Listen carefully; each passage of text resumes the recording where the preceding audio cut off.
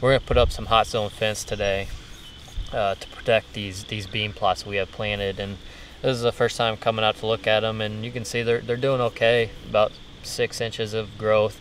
But I'm a little bit late in doing this project. Ideally, you'd want to do this right after you get done planting, before the plants get up and start getting browsed on, because there's a lot of these little ones that are nipped off already, and that'll affect some of the growth later. So I need to get this stuff fenced in, and there's a few reasons why I want to fence it. One, we're limited on the amount of acres we can plant here due to WRP regulations. I know a lot of guys out there have similar situations where they just don't have enough acres to plant. So by fencing what you do plant off, that food's going to go a lot further.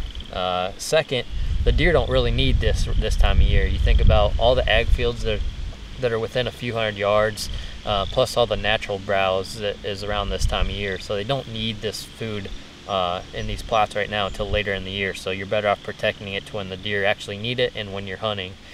And third, it's just food plots take a lot of time, a lot of money, and you're really just protecting your investment when you're fencing these things in. You hate to waste all that time and money and have the food get browsed. Food plots get browsed, and by the time fall rolls around, you don't have anything left. So those are the main reasons we're gonna get this done today, get this hot zone fence put up. We're gonna start by putting this food plot's a little bit irregular shaped. We're gonna put all the corner posts in to start with. And it's a little bit like a H shape, I guess, so we're going to use a few more corner posts than usual, but we're going to start with that step and then go from there.